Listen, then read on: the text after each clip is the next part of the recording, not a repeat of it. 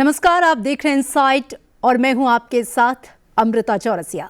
आज का विषय सीधे सीधे आपकी जेब, आपके काम की सुरक्षा और आपके भविष्य की सामाजिक सुरक्षा से जुड़ा है। केंद्र सरकार ने देश की 4 नई श्रम संहिताओं के तहत ड्राफ्ट नियम सार्वजनिक परामर्श के लिए जारी किए हैं। यानी अब सरकार ये चाहती है कि कामगार, कर्मचारी, उद्योग, यूनियन, विशेषज्ञ सब अपनी राय दें ताकि नियम जमीनी हकीकत के अनुरूप बने। सरकार का कहना है कि इन सुधारों से समय पर न्यूनतम वेतन, सुरक्षा, सामाजिक सुरक्षा और वर्क प्लेस वेलफेयर को मजबूती मिलेगी। लेकिन सवाल ये भी है कि इम्प्लीमेंटेशन कैसे होगा, राज्यों की भूमिका क्या होगी, ईज ऑफ डूइंग बिजनेस के साथ साथ वर्कर्स की गरिमा और अधिकार का संतुलन कैसे बनेगा। तो आज हम कोशिश करेंगे इस मुद्दे को बहुत ही सरल, साफ और नागरिक हितैषी भाषा में आप समझें ताकि आप ये जान सकें कि ये बदलाव आपके लिए क्या मायने रखता है। और इस विषय पर चर्चा के लिए मेरे साथ एक बेहद खास पैनल जुड़ा हुआ है। मैं आपसे उनका परिचय करा दूं। मेरे साथ डॉक्टर एलिना संबतराय हैं, आप वीवी गिरी नेशनल लेबर इंस्टीट्यूट से हैं। मैम, बहुत स्वागत है आपका संसद टीवी पे। आप हमारे साथ ऑनलाइन जुड़ रही हैं। मेरे साथ स्टूडियो में रावी बिरबल जी हैं, वरिष्ठ अधिवक्ता हैं सुप्रीम कोर्ट एवं दिल्ली हाई कोर्ट। बहुत स्वागत है रावी जी आपका। और मेरे साथ ऑनलाइन जुड़ रहे हैं आशुतोष एटी पेडनेकर सर, संयुक्त सचिव हैं आप श्रम एवं रोजगार मंत्रालय। सर, बहुत स्वागत है आपका संसद टीवी पर। आप तीनों का स्वागत करते हुए चलिए सबसे पहले इन 4 श्रम संहिताओं की आत्मा और इनके सबसे बड़े बदलाव को समझते हैं। सबसे पहला सवाल मेरा आशुतोष जी आपसे होगा, क्योंकि हम समझना चाहेंगे गवर्नमेंट के पर्सपेक्टिव को। ड्राफ्ट रूल्स को प्री पब्लिश करके पब्लिक कंसल्टेशन मांगा गया है।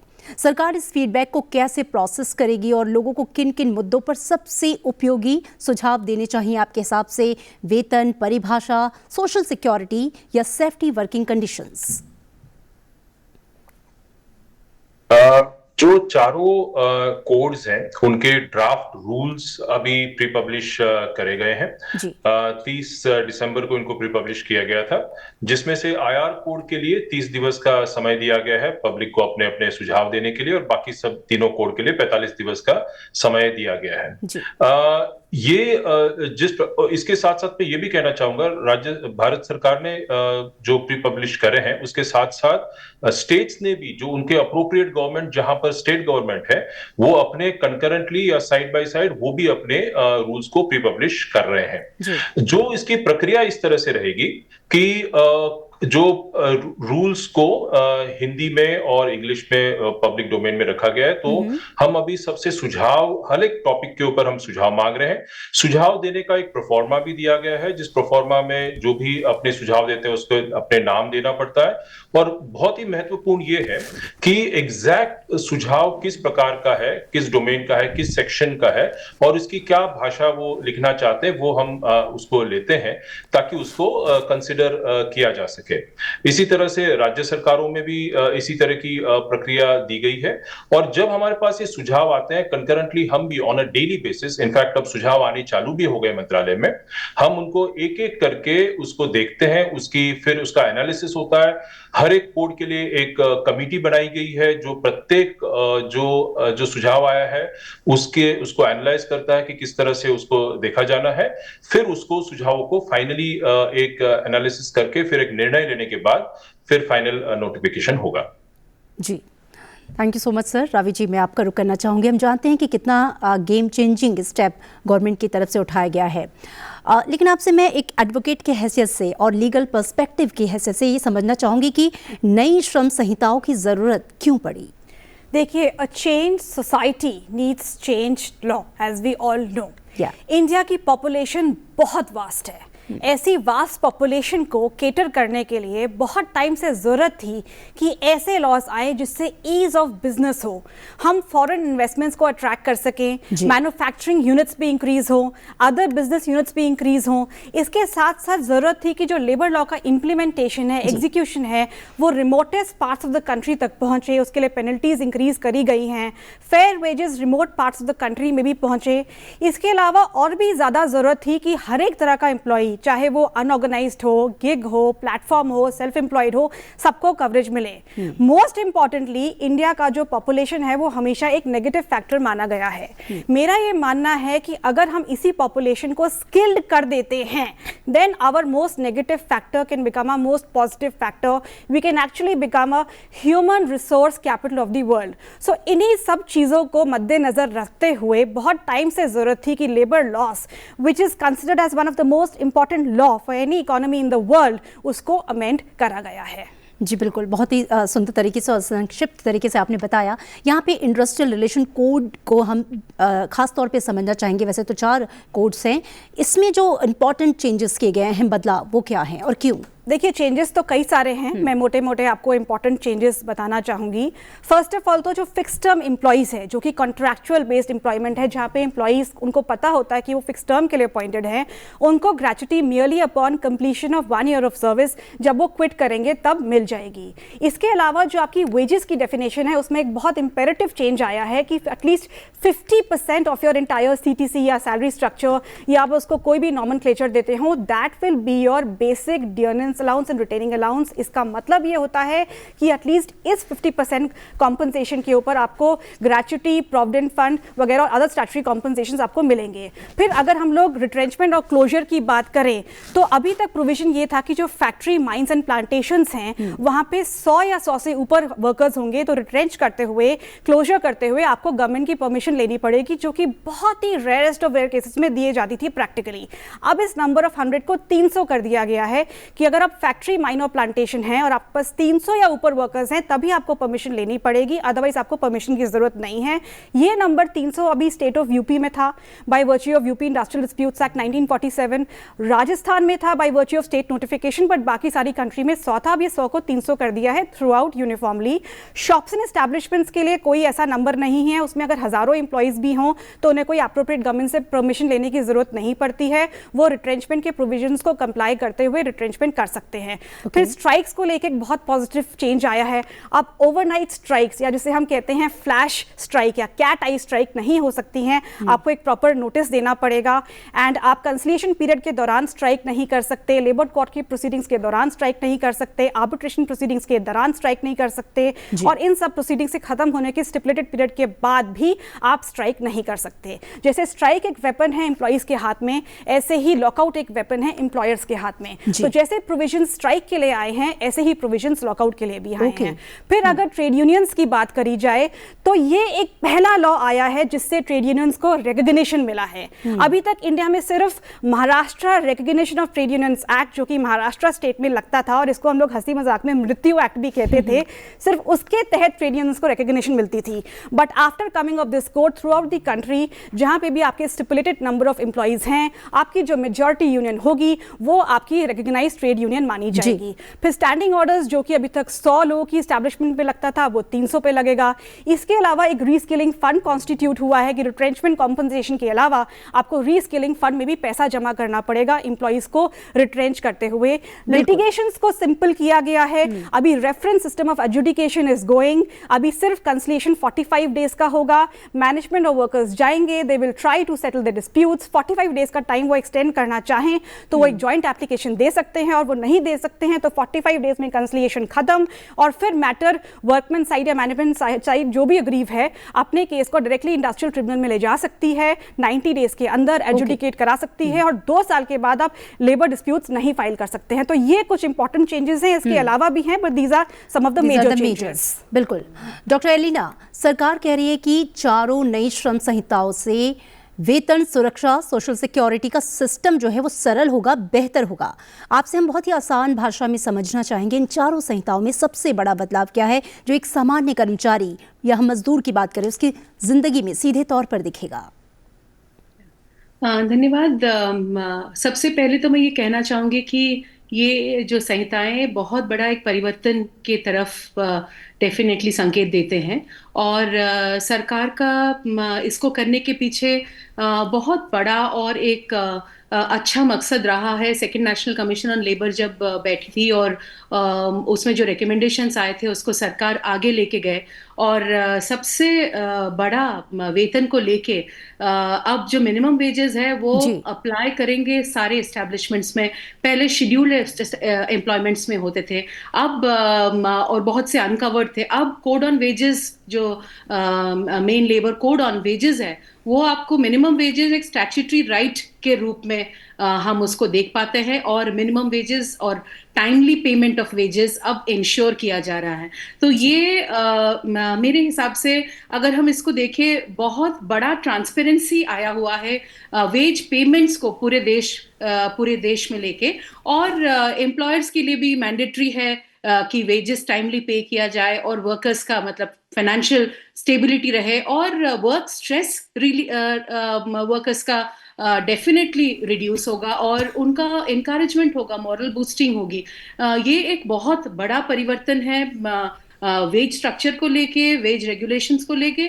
दूसरा, सामाजिक सुरक्षा भारत सरकार तो काफी ILO में भी अभी हम बहुत आगे बढ़ चुके हैं सामाजिक सुरक्षा को देते हुए। हमारा और बहुत अंतर्राष्ट्रीय प्लेटफॉर्म में भी इसके बारे में बात हो चुकी है। भारत का सामाजिक सुरक्षा बहुत अच्छा रहा है, पर्टिकुलरली लेबर कोड्स को लेके, सोशल सिक्योरिटी कोड और अन्य इवन OSH कोड के अंदर सामाजिक सुरक्षा अनऑर्गेनाइज्ड वर्कर्स, असंगठित क्षेत्र की तरफ पूरा इंक्रीज हो चुका है। ये एक बहुत बड़ा परिवर्तन है।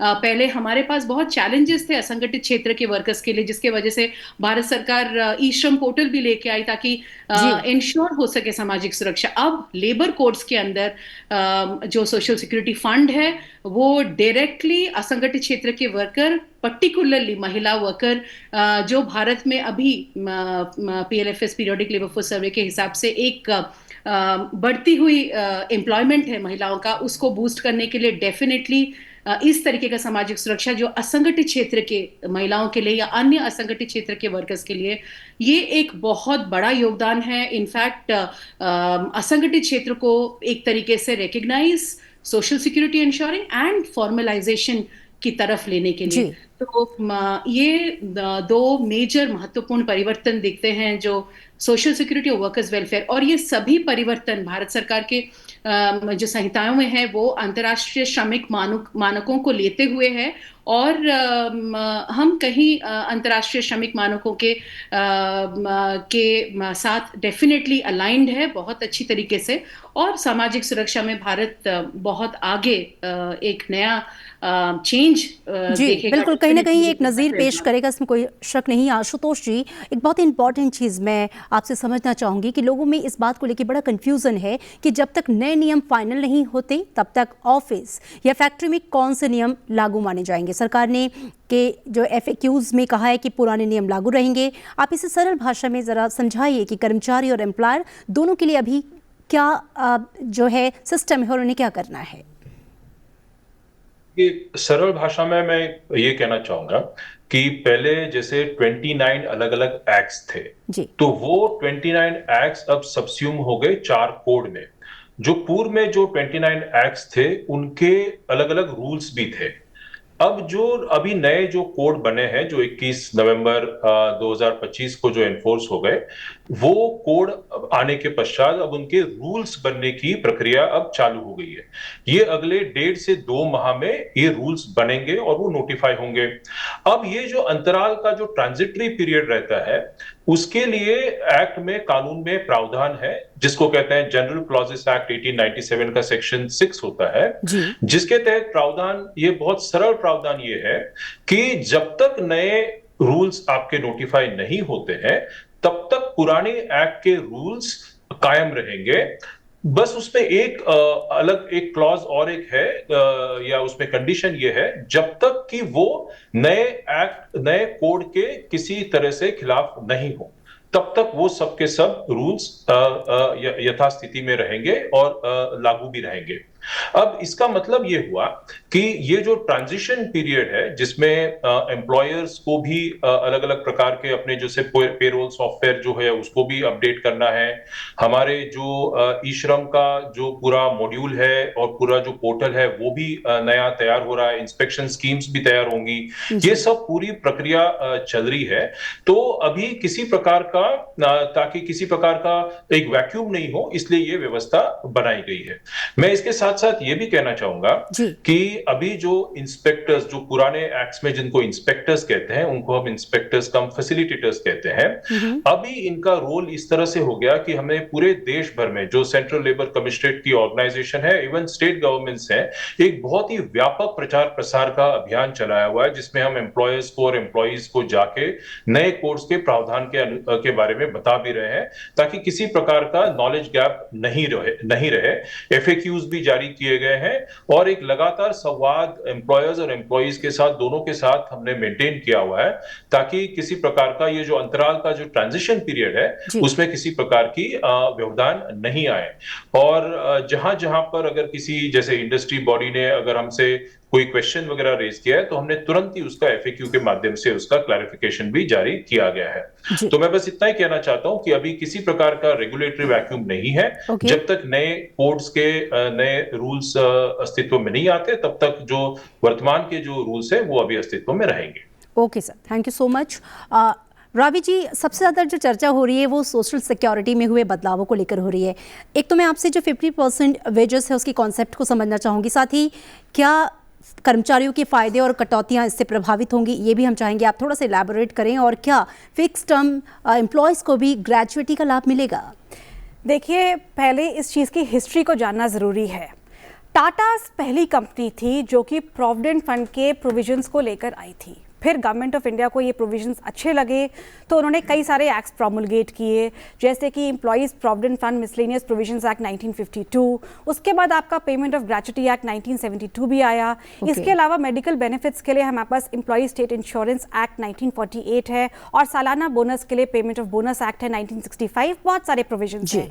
अभी हम लोग स्पेसिफिकली बात करें कोड से रिलेटेड एंड पुराने लॉ से रिलेटेड, तो 50% का कंसेप्ट मैं ये कहूँगी उसने ग्रे एरिया और एक लूप होल को कवर किया है। जो PF एक्ट था, जो ग्रेच्युटी एक्ट था, स्पेसिफिकली वो ये कहता था कि जब एम्प्लॉय क्विट करे, जब वो रिटायर हो, तो उसके टाइम पे उसके पास एक अच्छा पैसा आए ताकि वो सरवाइव कर सके। उसका इंटेंट कभी भी नहीं था कि वो पैसा इतना कम हो जाए कि उसका सर्वाइवल मुश्किल हो जाए। वो तो कंपनीज ने अपनी स्टैट्यूटरी ऑब्लिगेशंस को कम करने के लिए probably because of wrong advice ऐसे सॉल्यूशंस निकाले कि उन्होंने बेसिक और DA को बहुत कम अमाउंट पे रखना शुरू कर दिया, like 20%, 25%, 30% of the entire salary structure, कि उससे एम्प्लॉइज का ग्रेच्युटी और PF काफी कम हो जाया करता था। नए लेबर कोड्स ने एम्प्लॉइज के लिए भी बेनिफिट किया है कि भाई नया लेबर कोड कहता है कि एटलीस्ट पूरी सैलरी का 50% आपका बेसिक DA रिटेनिंग होगा और इस पे एम्प्लॉय को ग्रेच्युटी और प्रोविडेंट फंड मिलेगा ही मिलेगा। साथ ही एम्प्लॉयर्स के लिए भी बेनिफिट है, क्योंकि जब एम्प्लॉयर्स अपना परसेंटेज कम तो कर देते थे, पर साथ ही साथ वो लाखों करोड़ों के लिटिगेशंस भी फेस किया करते थे, और लिटिगेशंस के एंड में कई बारी कोर्ट्स कहती थी कि नहीं, आप तो 100% ऑफ दी सैलरी पे या 75% ऑफ दी सैलरी पे आप दें, आपका जो सैलरी स्ट्रक्चर है वो एक सब्टरफ्यूज है, वो एक कैमोफ्लेज है। तो एम्प्लॉयर्स के लिए भी एकदम एक क्लैरिटी आ गई है कि उनको किस अमाउंट के ऊपर प्रोविडेंट फंड ग्रेच्युटी को देना है। अब ये बात करें कि ये कम हुआ या ज्यादा हुआ, जहां तक ग्रेच्युटी की बात है, एम्प्लॉय की पॉकेट से तो कुछ नहीं जा रहा, तो एम्प्लॉय का तो फायदा ही है। एम्प्लॉयर के लिए भी ग्रेच्युटी एक्ट में कैप्स हैं जो कि डिलीट नहीं करी गई हैं, प्रोविडेंट फंड की भी कैप्स हैं जो कि डिलीट नहीं करी गई हैं, बट उन कैप्स को यूज करने के लिए आपको प्रोविजंस का अच्छे से नॉलेज होना चाहिए। So therefore I would say it's not really a change. एक गलत चीज चली आ रही थी, एक ग्रे एरिया था, एक लूप होल था, जिसको लेजिस्लेचर ने बिल्कुल क्लियर किया है कि 50% के ऊपर तो आप दो, and it's a middle path. अगर ये बहुत ही ज्यादा मैं कहती आर्काइक होता तो लेजिस्लेचर उसको 100% करती, एज अ मिडिल पार्ट सिर्फ 50% बोला है। जहां आपने फिक्स टर्म एम्प्लॉइज की बात करी तो उनके लिए एक बड़ा अच्छा इंपॉर्टेंट चेंज आया है कि जैसे रेगुलर एम्प्लॉइज एम्प्लॉइज को तो ग्रेचुटी पूरे 5 years कंप्लीशन पे ही मिलेगी when they quit, but fix term employees को जो ग्रेचुटी है वो merely upon completion of 1 year of service पे व्हेन दे क्विट मिल जाएगी, और वर्किंग जर्नलिस्ट को 3 years पे मिलेगी। मुझे कई सारे फ़ोन कॉल्स आते हैं कि अब तो फिक्स टर्म एम्प्लॉइज़ को ग्रेचुटी देनी पड़ेगी 1 साल कंप्लीट होने पे जब वो क्विट करेंगे, तो क्या हम फिक्स टर्म एम्प्लॉइज़ को निकालना शुरू कर दें? मैं उन्हें कहती हूँ कि फिक्स टर्म एम्प्लॉइज़ को आपको रिट्रेंचमेंट कॉम्पनसेशन नहीं देना, उन्हें नोटिस पे नहीं देना। अगर आपको थोड़ी सी ग्रेचुटी देनी पड़ भी रही है और उससे आपका वैलिड टर्मिनेशन हो जाता है तो फिर उसमें क्या प्रॉब्लम है। लेकिन यहाँ पे मैं एक प्रिकॉशन देना चाहूँगी कि कभी भी फिक्स टर्म एम्प्लॉइज़ को बहुत सालों तक कंटिन्यू ना करें कि ऐसा लगे कि आपने बस एक कैमोफ्लेज सिस्टम बनाया हुआ है। ऐसे भी नहीं करें कि आपने फिक्स टर्म एम्प्लॉय को साल भर के लिए रखा, 2-3 दिन का गैप दिया और फिर से आपने उनको फिक्स टर्म के ऊपर रख लिया। एक बहुत ही जेन्युइन अरेंजमेंट करें, आपको कोई लेबर लॉ की प्रॉब्लम नहीं आएगी। सो वर्चुअली अब ग्रेचुटी पीएफ के बेनिफिट्स हर एक कैटेगरी ऑफ एम्प्लॉइज़ को मिलेंगे और ये एक बहुत ही पॉजिटिव प्रोविजंस प्रोमोलगेट किए हैं लेजिस्लेचर ने। जी बिल्कुल। मैम, मैं आपका रुख करना चाहूँगी एलिना मैम, और आपसे ये समझना चाहूँगी कि सरकार का दावा ये है कि सोशल सिक्योरिटी का दायरा बहुत ज़्यादा जो है वो बड़े वर्ग तक पहुँचेगा। तो ऐसे में असली सवाल ये है कि असंगठित, कॉन्ट्रैक्ट, गिग और प्लेटफॉर्म वर्कर्स तक लाभ कैसे पहुँचेगा, और इस आपके अनुसार सबसे बड़ी चुनौती क्या होगी? पहचान, रजिस्ट्रेशन, योग्यता तय करना या लाभ की डिलीवरी? सबसे पहले तो अब रजिस्ट्रेशन के लिए बहुत बड़ा, जो मुझे हमेशा लगता है कि जो बहुत बड़ा प्लेटफॉर्म है वो ई श्रम है, जिसमें बहुत सारे असंगठित कर्मचारी और वर्कर्स रजिस्टर हो रहे हैं और लगातार कई राज्य सरकार तो बहुत अच्छी तरीके से इवन डोमेस्टिक वर्कर्स को रजिस्टर कर दिए हैं और तेजी से रजिस्ट्रेशन हो रही है। ये एक अगर हम इस चीज़ को गहराई से देखें, सोशल सिक्योरिटी कवरेज बहुत विस्तार इनफैक्ट हो गया है। जैसे मैं अगर एक एग्जांपल दूं, ग्रैंड पेरेंट्स अब उसमें आ जा रहे हैं पोटेंशियल एलिजिबिलिटी में। अगर कोई भी किसी वर्कर का कोई वेलफेयर बेनिफिट्स है, उसके लिए कवरेज जो है, एलिजिबिलिटी है डिपेंडेंट ग्रैंड पेरेंट्स का वेलफेयर बेनिफिट्स के लिए, वो बढ़ गया है। वो एक बहुत बड़ा पॉजिटिव एस्पेक्ट है लेबर कोड्स के अंदर। इसके अलावा गिग एंड प्लेटफॉर्म वर्कर्स के लिए सामाजिक सुरक्षा सोशल सिक्योरिटी कोड ने निर्धारित कर दिया है और जिसके ऊपर इस साल भी ऑनरेबल फाइनेंस मिनिस्टर ने अपने बजट भाषण में भी इसके ऊपर जिक्र किया था और आई एम श्योर श्रम मंत्रालय इस पे ऑलरेडी कार्य कर रहे हैं। इसके अलावा आपके माइग्रेंट वर्कर्स, जो असंगठित क्षेत्र के एक बहुत बड़ा कैटेगरी है कह सकते हैं, माइग्रेंट वर्कर्स का भी डेफिनेशन बढ़ गया है। पहले क्या था कि माइग्रेंट वर्कर्स ओनली कॉन्ट्रैक्टर से जो लोग आते थे उन्हीं लोगों को माइग्रेंट वर्कर्स माना जाता था। अब जो डायरेक्टली आते हैं वो लोग भी माइग्रेंट वर्कर्स में माने जाएंगे। तो जो सामाजिक सुरक्षा का दायरा है, जो वेलफेयर बेनिफिट्स का दायरा है, वो अब बहुत बड़ा उसका स्कोप हो गया है। और मुझे ये लगता है कि बहुत से राज्य सरकार, क्योंकि बहुत से राज्य सरकार ऑलरेडी माइग्रेंट वर्कर्स के लिए हेल्थ इंश्योरेंस, कोई राज्य सरकार हाउसिंग की स्कीम कर रहे हैं, कई राज्य सरकार toll free helpline number even code के आने से पहले कर दिए थे। तो स्टेट गवर्नमेंट्स के पास बहुत बड़ा पोटेंशियल है एक्चुअली इसी सेंट्रल कोड्स को देखते हुए लेवरेज करने के लिए और अपने वर्कर्स के लिए सामाजिक सुरक्षा जो वो स्पेशली और देना चाहते हैं वो जरूर कर सकते हैं।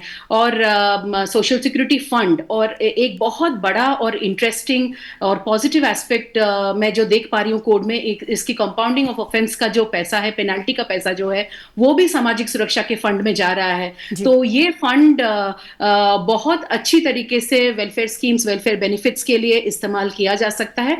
और इसमें बहुत क्लियरली ओएसएच कोड में क्लियरली मेंशन किया गया है कि this fund will be used and administered for the welfare of unorganised workers. और अनऑर्गेनाइज्ड वर्कर्स का डेफिनेशन में बहुत क्लियरली मान लिया गया है कि इसमें वो लोग होंगे जो लोग सेल्फ एम्प्लॉयड है, जो लोग कहीं भी किसी भी कानून में किसी में भी कवर्ड नहीं हो पाते सामाजिक सुरक्षा के लिए, वो सभी लोग आपके हो जाएंगे, होम बेस्ड वर्कर्स हो जाएंगे और अन्य तरह तरह के सेल्फ एम्प्लॉयड वर्कर्स होंगे। और इसमें बहुत बड़ा इम्पैक्ट पड़ेगा उनको सामाजिक सुरक्षा के लिए सरकार तैयार रहेगी इस प्रोविजन के थ्रू। जी बिल्कुल।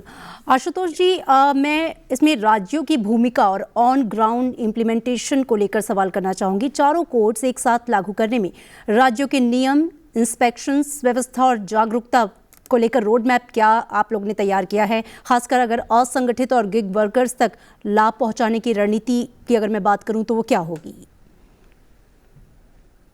राज्यों का जो सवाल है, लेबर का जो विषय है वो कंकरेंट लिस्ट में आता है, यानी राज्य सरकार और केंद्र सरकार दोनों इसमें कानून और रूल्स बनाते हैं।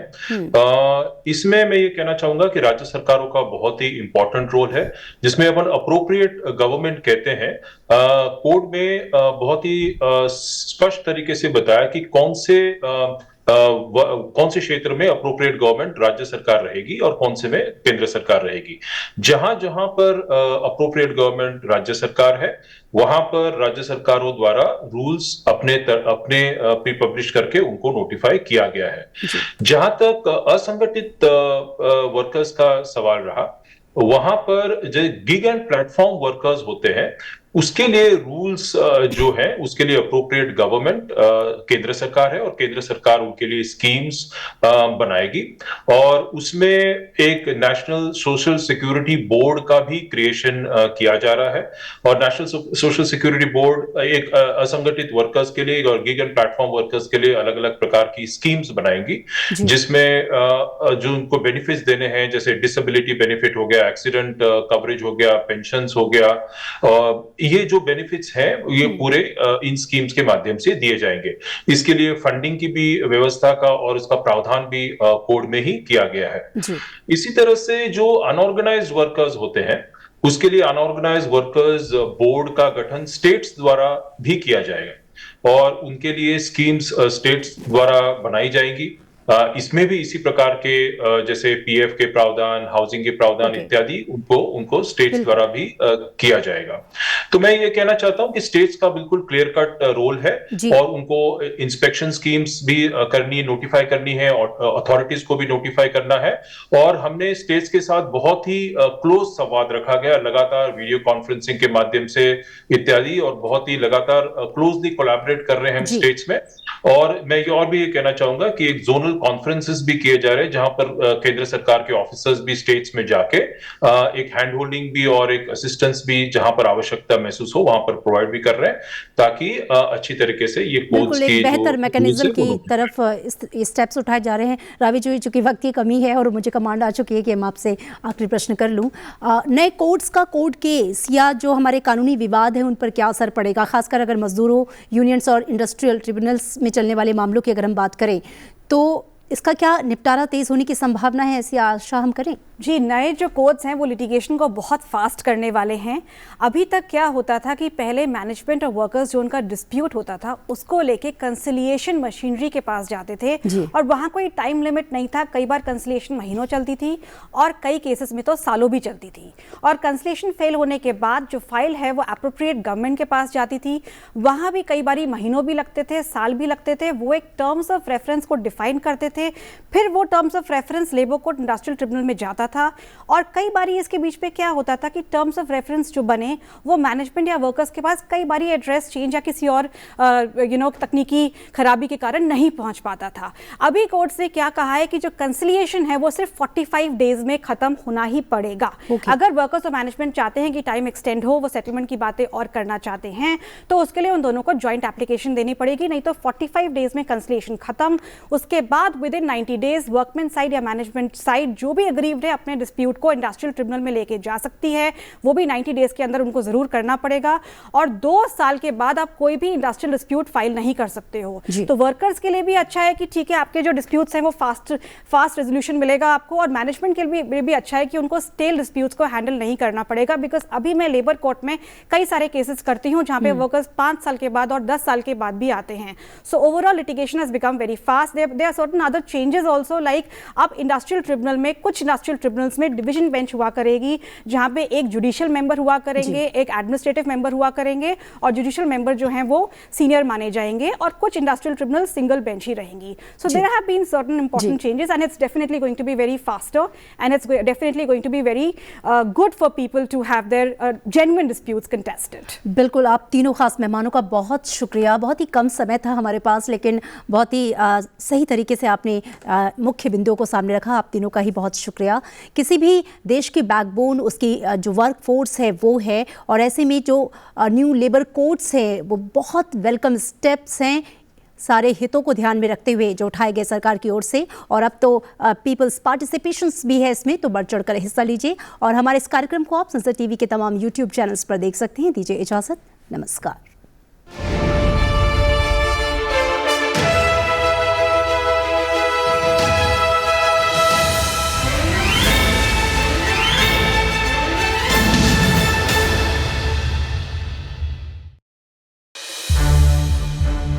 संसद टीवी के और भी प्रोग्राम्स देखने के लिए सब्सक्राइब करें हमारा यूट्यूब चैनल और हाँ, इन्हें लाइक और शेयर करना ना भूलें।